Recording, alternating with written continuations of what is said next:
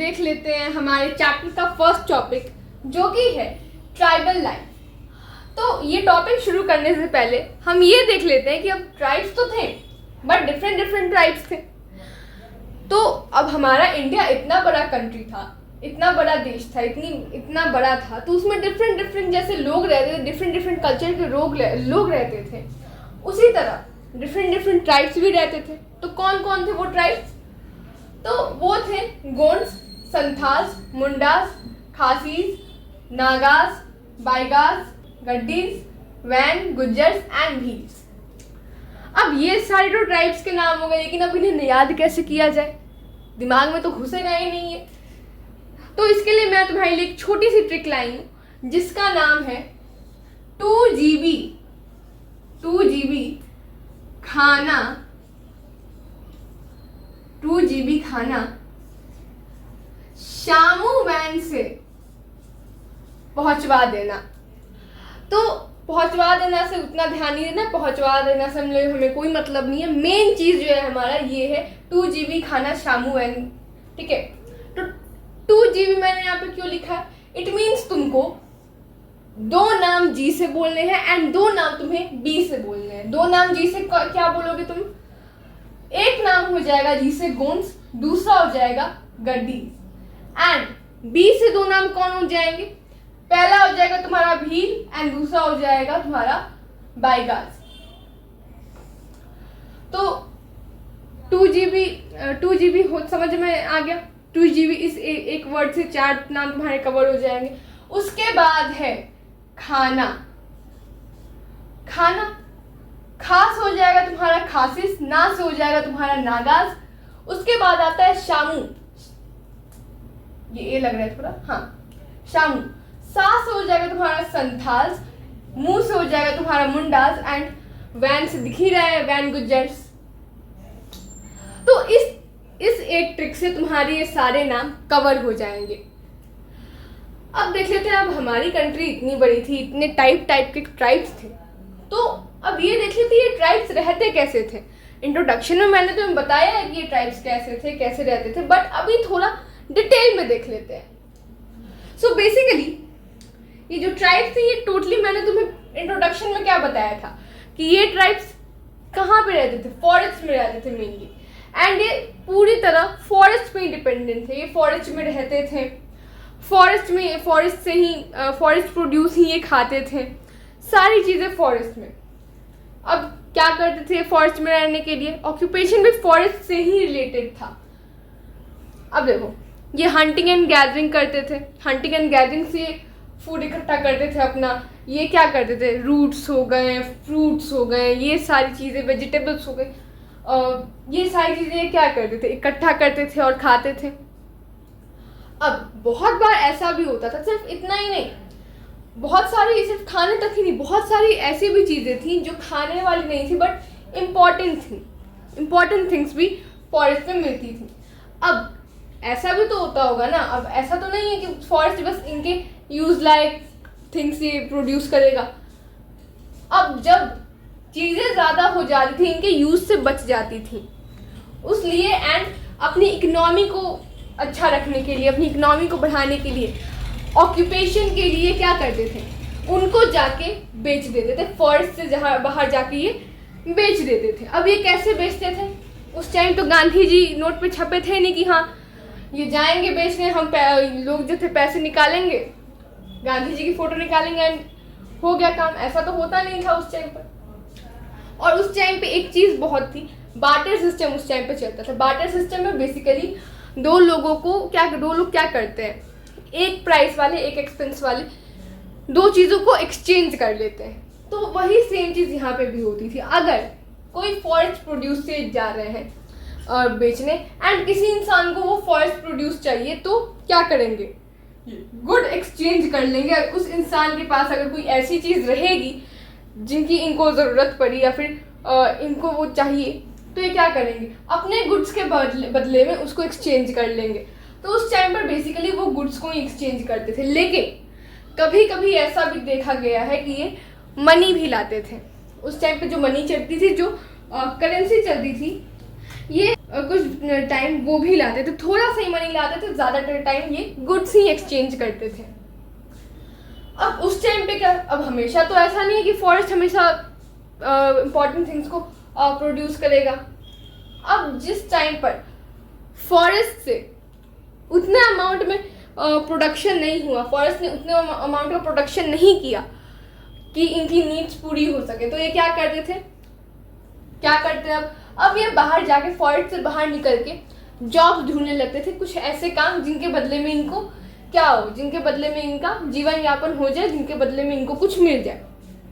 तो ये क्या करते थे, ये रोड बिल्डिंग, रोड बनाने में हेल्प कर देंगे लोगों की, कैरिंग गुड्स, सामान ढोने में, सामान को इधर से एक जगह से दूसरी जगह ले जाने में, एंड सबसे इम्पोर्टेंट था हेल्पिंग पीजेंट्स। फील्ड में फार्मर्स की हेल्प कर देते थे, पीजेंट्स की हेल्प कर देते थे, किसानों की हेल्प कर देते थे, जिसके बदले में इनको कुछ मिल जाता था एंड ये अच्छे से अपना जीवन यापन कर लेते थे। लेकिन सारे ट्राइब्स ऐसे नहीं थे। जो बाइकास थे ये लोग इन कामों को अपनी डिग्निटी के खिलाफ मानते थे। वो उनका मानना था कि नहीं, हम फॉरेस्ट में रहने वाले लोग हैं, हम फॉरेस्ट पे पूरी तरह डिपेंडेंट है, हम बाहर जाके ये छोटे मोटे लेबरर्स वाले काम हम नहीं करेंगे, ये हमारी डिग्निटी के खिलाफ है। अब ये चीज़ तो हमने देख ली, लेकिन अब ऐसे ही क्या करते थे, तो मैंने तुम्हें इंट्रोडक्शन में एक चीज़ बताई थी, इंट्रोडक्टरी वीडियो में, ये हर्डिंग एंड रेयरिंग करते थे एनिमल्स की। हर्डिंग एंड रेयरिंग मतलब पशुपालन, जो एनिमल्स होते हैं उनको पालना अपने काम के लिए लार्ज स्केल पर। तो ये बेसिकली हर्डिंग एंड रेयरिंग किसका करते, शीप कैटल इन्हीं का करते। तो ये शीप्स एंड कैटल्स वगैरह पे बहुत डिपेंडेंट थे, ये एक तरह से बोलो तो ज़्यादातर उन पर डिपेंडेंट थे, क्योंकि वो क्या करते थे, इनको चराते थे, उन कैटल्स का ये क्या करते थे, पालन पोषण करते थे, इनको ले जाके चराते थे। इनके लिए, इसके लिए तो इनको घास चाहिए, एंड घास के लिए इनको कहाँ ले जाना, फील्ड्स में ले जाना पड़ेगा, ग्रेजिंग करवानी पड़ेगी।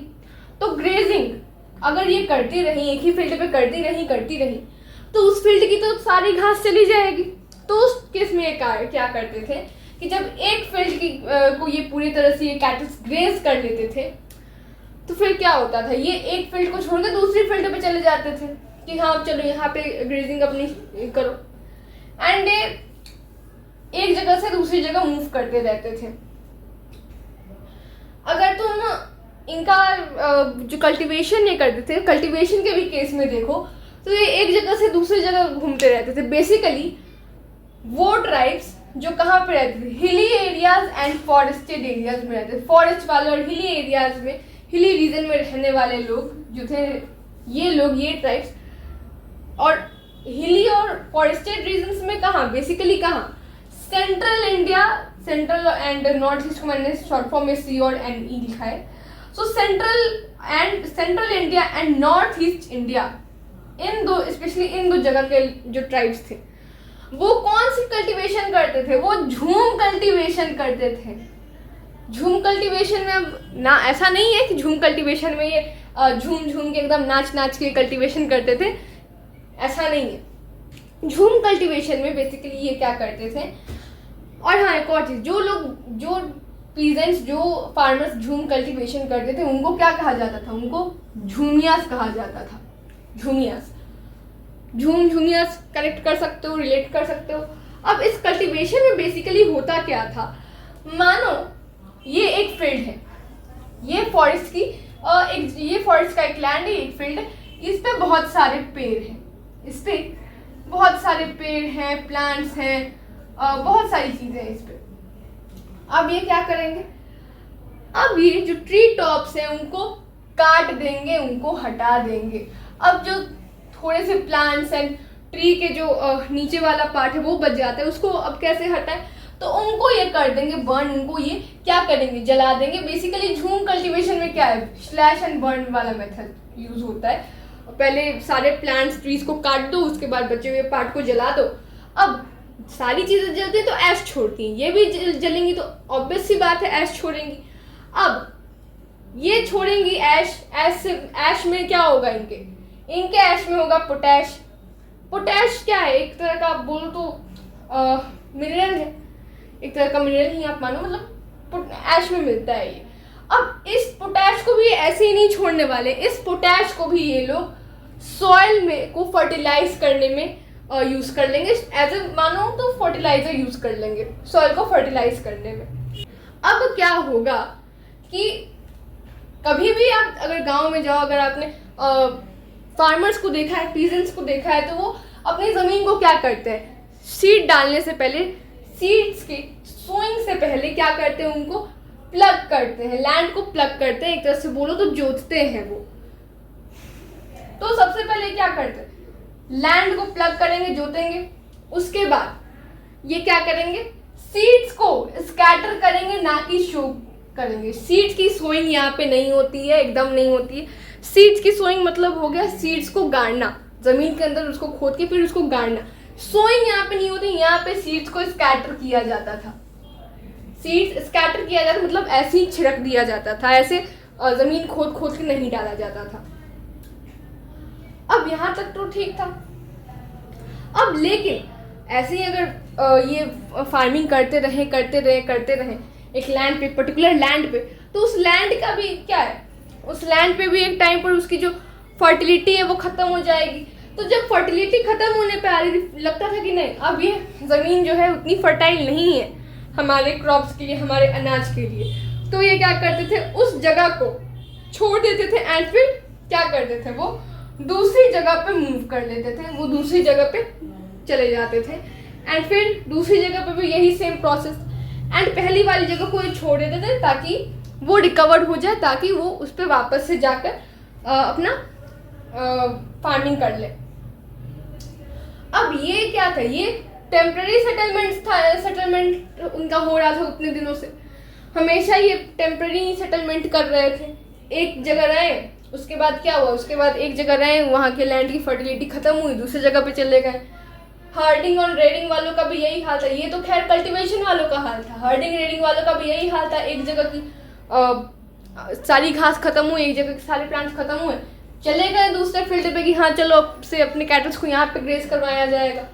तो ये तो टेम्पररी सेटलमेंट हो रहा था इनका। बट परमानेंट सेटलमेंट, अब जैसे होता है ना कि कोई भी धीरे धीरे ही समझदार होता है, कोई भी धीरे धीरे ही उसकी बुद्धि खुलती है, तो इनकी जब बुद्धि खुली तो ये परमानेंट सेटलमेंट की तरफ गए।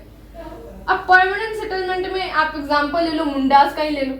मुंडास कहाँ के थे, छोटा नागपुर के थे, छोटा नागपुर के थे मुंडास। तो इन्होंने परमानेंट सेटलमेंट पर ध्यान दिया। इन्होंने बेसिकली क्या किया कि ये जो वाटर बॉडीज होती थी वहाँ पे इन्होंने अपने घर बनाए एंड वहीं पे इन्होंने फार्मिंग करना शुरू की। नदी के पास क्यों घर बनाया इन्होंने, नदी के पास इसलिए क्योंकि वहाँ से जो फील्ड होती थी जहाँ पे ये क्रॉप्स को लगाते, जहाँ पे फार्मिंग करते थे, वहाँ पे अगर पास में वाटर बॉडी होगी तो क्या होगा, सिंचाई में इजी होगा उनको, वो इजीली सिंचाई कर लेंगे उसकी। अब ये यहाँ पे वो क्या हुए, ऐसे में वो परमानेंट सेटलमेंट्स की तरफ बढ़ गए, परमानेंटली वहाँ पे वो सेटल हो गए, वहाँ पे अपना फार्मिंग वो करने लगे। और ऐसा नहीं था कि ये बस हर्डिंग रेडिंग करते थे, हंटिंग एंड गैदरिंग करते थे या फिर फार्मिंग में ये ऐसा नहीं था। ये क्राफ्ट्स भी बनाते थे, बहुत सारे क्राफ्ट्स ये बनाते थे, डिफरेंट टाइप्स की चीज़ें बनाते थे। और ऐसा नहीं था कि जब ये हंटिंग एंड गैदरिंग करते थे तो ये बस फ्रूट्स एंड रूट्स को लेते थे, बहुत सारे हर्ब्स एंड श्रब्स को भी ये इकट्ठा करते थे, जिनसे ये क्या करते थे, मेडिसिनियल प्रोडक्ट्स बनाते थे। आप सोचो कि उस टाइम पर, अभी तो बहुत सारी टेक्नोलॉजी आ गई है, बट उस टाइम पर इतनी टेक्नोलॉजी डेवलप नहीं थी। उसमें भी जो ब्रिटिशर्स आ गए थे, ये नमूने इनके चलते तो देश और हमारा बर्बाद हुआ। तो खुद सोचने की बात है कि उस टाइम पर ये इनके पास कितनी बुद्धि थी कि नॉर्मल श्रब एंड हर्ब से मेडिसिनल प्रोडक्ट्स बना दे रहे हैं, दवाई वाले प्रोडक्ट्स बना दे रहे हैं। अब ये तो ठीक था, ये तो परमानेंट सेटलमेंट इन्होंने कर भी लिया, लेकिन ये एक और दावा करते थे, ये बोलते थे कि जिस लैंड पे हमने सेटल किया, जिस लैंड पे हम सेटल हुए हैं, उस पे हमारा पूरा अधिकार है। क्यों? क्योंकि हम इसके ओरिजिनल सेटलमेंट्स, जो इसके ओरिजिनल सेटलमेंट्स करने वाले लोग थे, उनके डिसेंडेंट्स हैं, उनके वंशज हैं। ओरिजिनल सेटलमेंट्स वाले लोग कौन? तो वो लोग जिन्होंने इस लैंड पे सबसे पहले, इस लैंड को सबसे पहले क्लियर किया, इस लैंड पे सबसे पहले रहना शुरू किया, उन लोगों के ये डिसेंडेंट्स हैं। तो इसलिए इनका पूरा हक बनता है कि वो जिस लैंड पे हैं उस लैंड पे वो रहे। अब यहाँ तक तो ठीक था। एक और यहाँ तक ठीक क्या था, और ये चीज़ इनमें एक बहुत अच्छी थी, इनमें ऐसा नहीं था कि हाँ कि तुम्हारी प्रॉपर्टी इतनी है, तुम्हारी प्रॉपर्टी इतनी, ऐसा नहीं था। इन्होंने जितनी भी इनके पास लैंड थी, सबका उस पर इक्वल राइट्स था, सब उस पर इक्वल राइट्स, नो मैटर वो कोई भी है। अगर कोई पर्टिकुलर लैंड है तो उस पर सबका इक्वल हक है, इक्वल, एकदम बराबर। और इनका एक और चीज़ मैं बता दूं, इन सारे ट्राइब्स का खुद का एडमिनिस्ट्रेशन, खुद की एक लाइफस्टाइल एंड खुद का एक प्रैक्टिसेस जो होते हैं, रिलीजियस प्रैक्टिसेस, तो इनकी खुद की ये सारी चीज़ें थी। एंड इन सारी ट्राइब्स में एक चीज़ जो मुझे बहुत अच्छी लगती है, पता नहीं तुम्हें कैसे लगे, बट मुझे एक चीज़ बहुत अच्छी लगती है। जैसे पहले के ज़माने में कास्ट सिस्टम होता, जो ब्राह्मण्स थे उन्होंने क्या किया, कास्ट सिस्टम बना दिया। क्योंकि उस टाइम पे क्या माना जाता, ब्राह्मण्स को सबसे नॉलेजेबल माना जाता था, वही ये सारी चीज़ें बताते थे। तो उन्होंने कास्ट सिस्टम को बहुत बढ़ा चढ़ा के बताया। तो उस टाइम पे जो लोअर कास्ट के लोग थे उनको बहुत डिस्क्रिमिनेट किया जाता था, बहुत उनके साथ बुरा होता था। बट ट्राइब्स में ऐसा नहीं था, वहाँ पे सोशल डिविजन्स नहीं थे जैसे बाकी जगह था। बाकी तो हमारे सोसाइटी में सोशल डिविजन थे, नॉर्मल सोसाइटी में सोशल डिविजन्स यहाँ पर भी थे। बट जैसे हमारी सोसाइटी में एकदम बुरा हाल कर दिया कि एकदम शार्प तरीके पे एकदम कि नहीं, सोशल डिवीज़न है तो है, जो बड़े कास्ट है उनको ज़्यादा इज्जत दी जाएगी, छोटे कास्ट को ज़्यादा इज्जत नहीं दी जाएगी। इनके साथ ऐसा नहीं था, इनमें ऐसा नहीं है सोशल डिविजन्स नहीं थे, इनमें भी सोशल डिविजन्स थे। अब अलग अलग ऑक्यूपेशन तो सोशल डिविजन्स तो हो गई, बट ऐसा नहीं था कि ये भेदभाव करते थे। ये सब लोग, अगर ये एक ट्राइब वाले हैं तो ये आपस में काइंडशिप टाइज था इन्होंने, मतलब रिश्तेदारी जैसा ही रहते थे, अच्छे से रहते थे कोई और।